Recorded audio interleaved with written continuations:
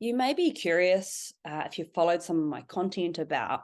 in what way would being an advanced conversational hypnosis facilitator or practitioner be of any benefit to you as a health and well-being coach. You may have already had many teachings around behaviors, or you may have not had any at all, and you're just strictly coaching the behavior. Well, where I want to talk about today is why it would be an extremely beneficial skill to have, not only for your client's breakthrough, obviously that spills into your business, but also how it will impact the quality of your own communication skills, and therefore obviously impact the quality of your relationships, which is obviously very, very meaning for each and every single one of us. So it's important to understand,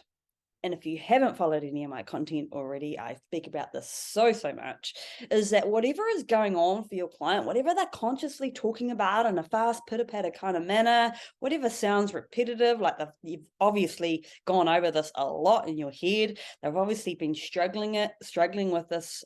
for a long period of time. They might have had some progress, but they might take 2 steps back. Whatever is going on for your client is conscious. It is a symptom of a much deeper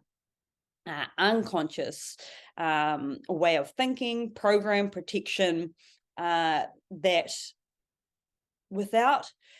accessing that unconscious thought you're going to continue to rebound or circle around the symptom, sorry. And so this is where we find ourselves as health and well-being coaches, and not only health and well-being coaches, this is in any kind of coaching kind of role, whether it be a business coach, financial advisor, a mentor, all these kind of roles that are out there, all struggling with the same issue, in that they can't get their client to think the way that they need to think in order to create the outcome. You know, the mindset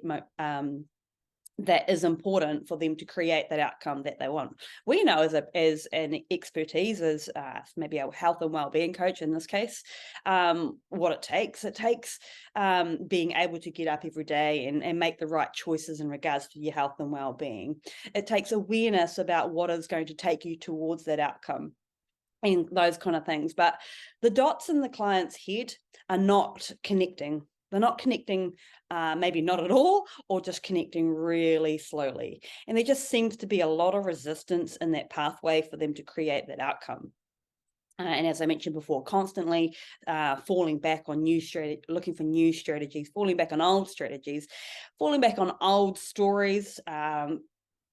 feeling discouraged about past efforts, and the list just goes on and on and on about why they become stuck circling around that problem.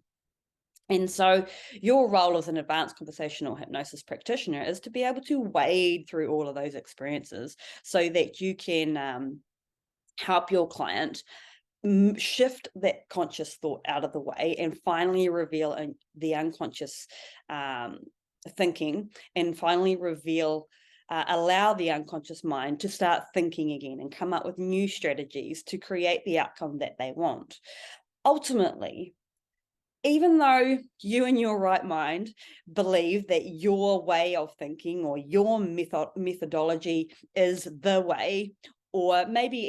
you're not that egocentric, but you think that, you know, what you've got is really awesome, and it definitely is, don't get me wrong. But what I'm saying here is that the client, the individual, all of us as individuals have our own creativity to guide us towards health, to guide us towards prosperity within our own navigation system. But it's the chaos in between within our conscious thinking, with all our life experiences, that throw us out of alignment, that throw us out of track, and stop us from naturally pursuing that health and prosperity that is available to each and every single one of us. And when the client is able to come up with their own strategies from an unconscious perspective, then they're going to that'll allow them to seamlessly to take that action and to behave the way that they want to behave, rather than that forced kind of need to do, have to work, kind of force those new habits and behaviors, create that discipline, all that, hard kind of push go kind of behavior patterns. When we get into that flow state, it all just happens like almost without thinking. It's like it's a natural behavior that begins to unfold, and that is where we want to get our client into that space where it is their natural intrinsic motivation to get up every day and do whatever they need to do to feel great and to want to value themselves enough to make the choices that they know is right for them, whether it be to go out for a walk in the sunshine, or whether it be to lay in bed and watch TV. They know what is right for them. They just need to learn to be able to trust that, and to be able to analyze, I guess, well, not analyze, but to be able to know that that is the right thing for them.